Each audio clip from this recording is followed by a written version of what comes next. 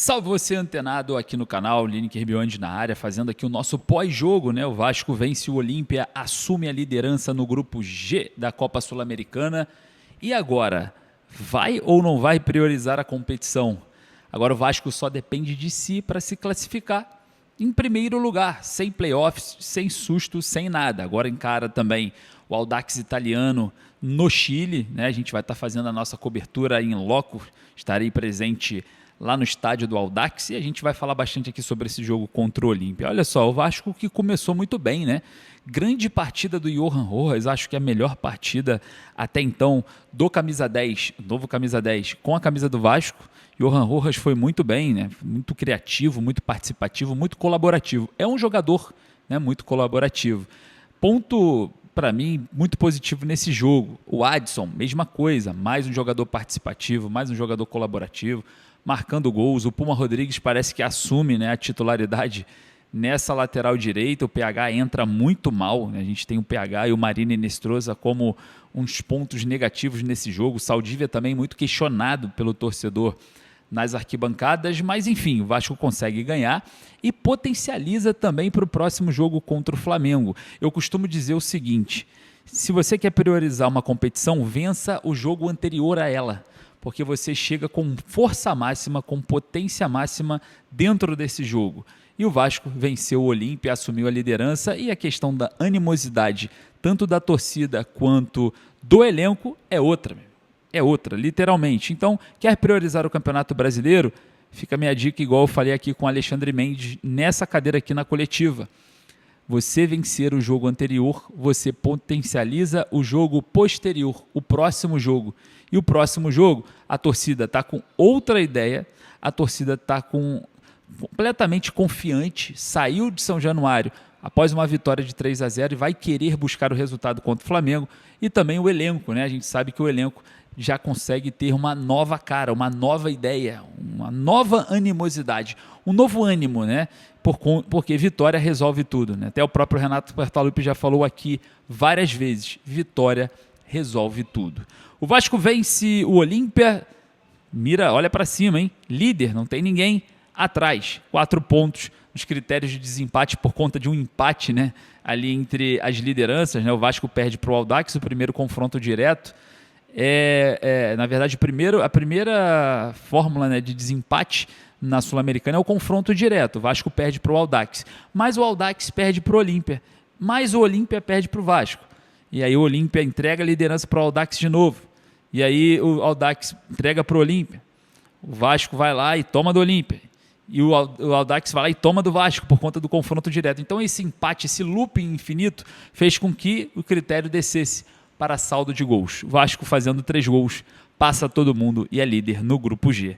Você acredita no título da Sul-Americana ou não? Corre ali nos comentários. Vamos fazer o seguinte, vamos para a coletiva do técnico Alexandre Mendes e também para os melhores momentos do jogo. Preste atenção. Amadeu do canal Na Torcida Vascaínos, parabéns pela vitória. Alexandre, eu queria te perguntar a respeito de um jogador que vem se destacando quando entra. O Johan Rojas é um jogador que a torcida ficou, como é que dá uma camisa 10 para um atleta, mas eu queria que você falasse sobre o Rojas, porque ele vem tendo atuações perfeitas. Hoje, mais uma vez, fez uma bela partida. E, se você me permitir, a respeito do Ramon Rick, um jogador da base, cria do Vasco, entrou muito bem e não se escondeu do jogo. Obrigado, boa noite. Boa noite. O Rojas não é um 10 clássico, é um 10 de aceleração, de drible. O jogador tem um chute muito potente, jogador que tem muito arrasto de bola, tecnicamente é muito bom. Precisa melhorar em alguns aspectos, principalmente posicionamento, que o Renato tem cobrado muito dele.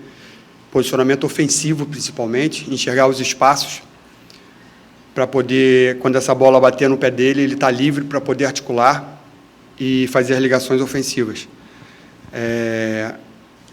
Acredito que ainda está em processo de adaptação, ainda precisa de mais tempo, ele vai oscilar, mas é um jogador que vai ajudar bastante a gente um pouco mais à frente. E o Ramon, você vê que o futebol permite essas oportunidades, né? Um jogador que veio numa situação emergencial, e de uma hora para outra ele foi pensado e jogou contra um time que é extremamente competitivo. Precisa melhorar também em alguns aspectos, que é normal pelo fator idade também, mas ele correspondeu muito bem e a tendência é que ele evolua da maneira com que o Renato trabalha. A evolução dele é bem certa.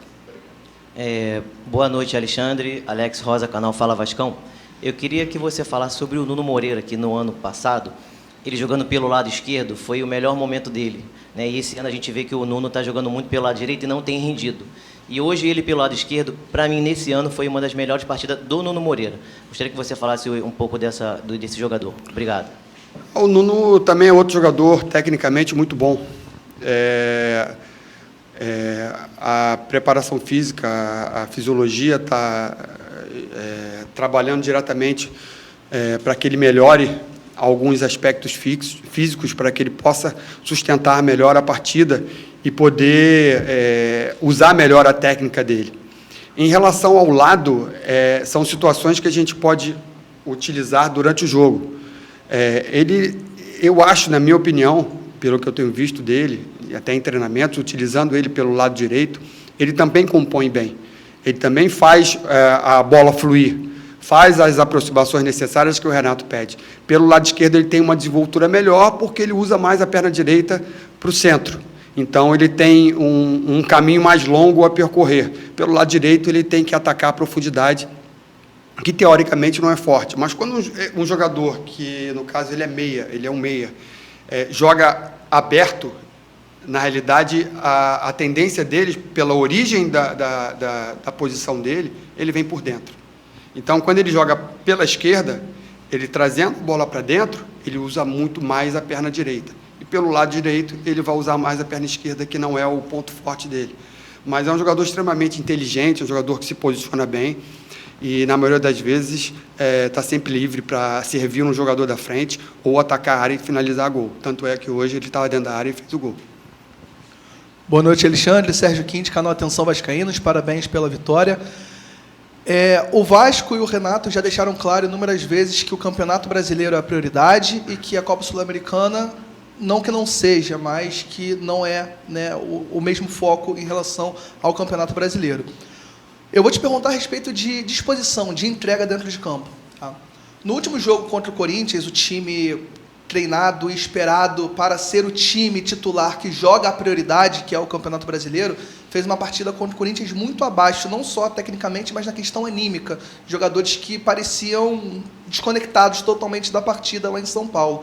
Enquanto hoje, um time talvez considerado por muitos alternativo, demonstrou muita luta, muita garra e conseguiu essa conexão que a torcida tanto cobra, que a torcida tanto espera ver, que é a entrega dos jogadores dentro de campo. A conclusão que muitos chegam é que os considerados reservas lutam e se entregam e brigam pela vaga do time titular, enquanto os titulares aparentemente estão acomodados e não conseguem demonstrar essa mesma determinação. Por que isso acontece? Qual o Vasco que a gente pode esperar no próximo jogo, que é um jogo tão importante? A torcida gritou, domingo é guerra, um clássico contra o Flamengo. Um Vasco acomodado com seus titulares como vencendo, ou um Vasco aguerrido e luta e que agrada a torcida como o de hoje? Obrigado. Eu só acho que a gente não pode tomar como base apenas um jogo. A gente tem que qualificar as atuações da equipe.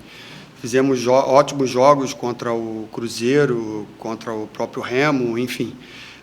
No Corinthians foi uma situação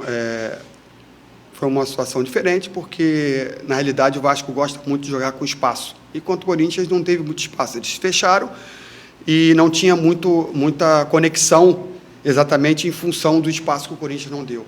No jogo de hoje, o fator casa também pesa muito. E pensando nessa situação que você está falando de reservas e titulares, o Vasco não tem reservas e titulares. Tem um elenco e o Renato vai pensar os jogadores para melhor condição para que jogue a cada partida.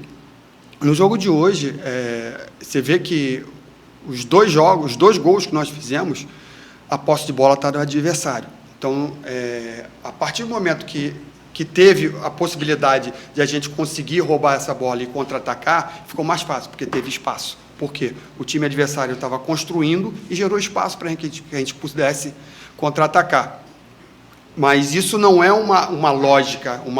Eu acho que, durante o jogo, as coisas vão acontecendo e os jogadores percebem essa situação de espaço, de aproximação, de finalização, não caracterizar que é reserva e titular. Eu acho que todos eles entram com uma postura de vitória, uma postura aguerrida. Tanto é que já foi demonstrado isso em outros jogos, não especificamente do Corinthians, como você falou, porque nós encontramos uma defesa mais fechada. Um jogador a menos, eles se postaram na defesa, fica sem espaço e fica realmente um pouco mais difícil.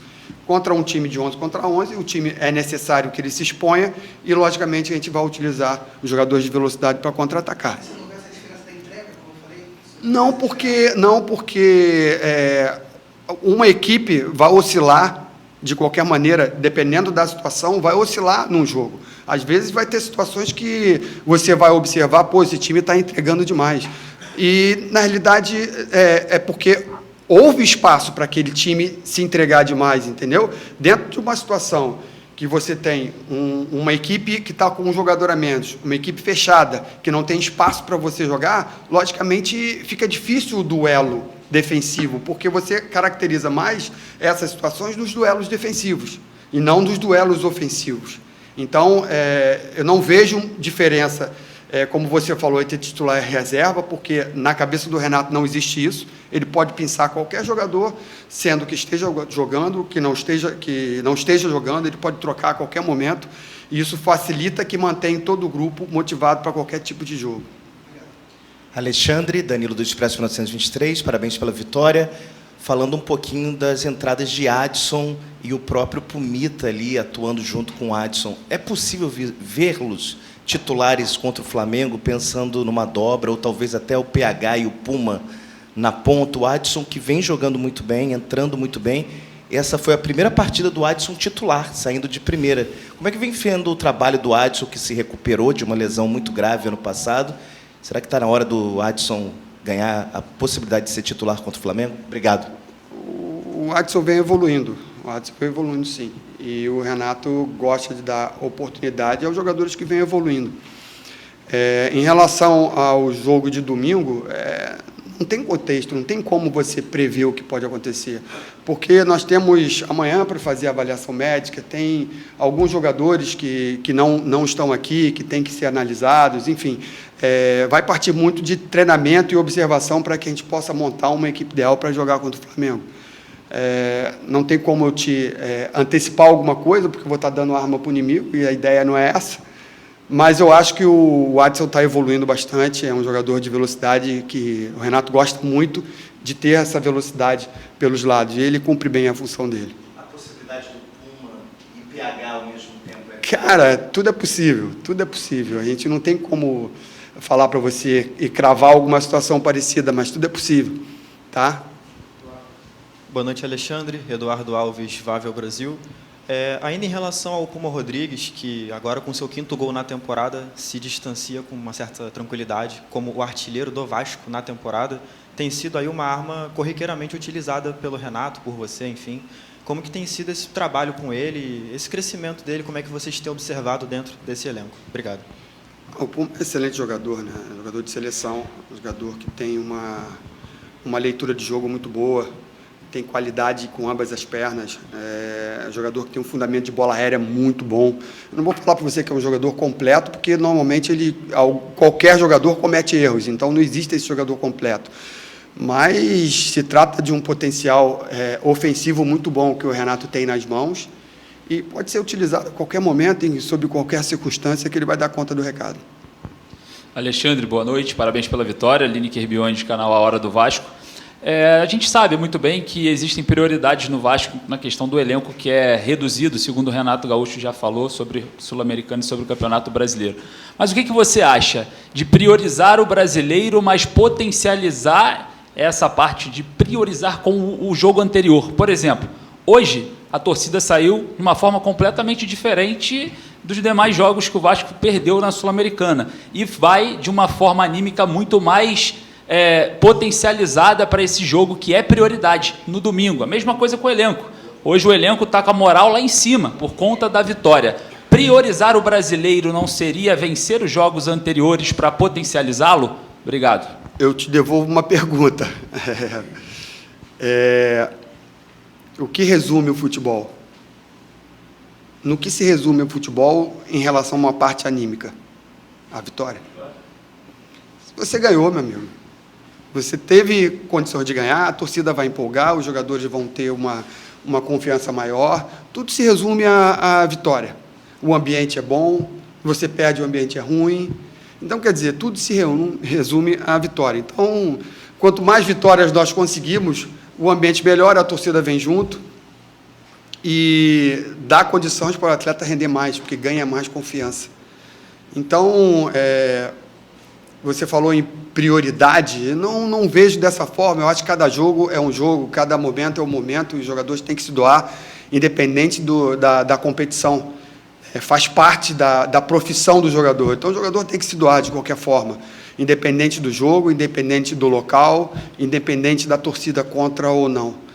E eu acho que esses jogadores têm se dedicado bastante e o fruto do trabalho está vendo no campo, principalmente no dia de hoje.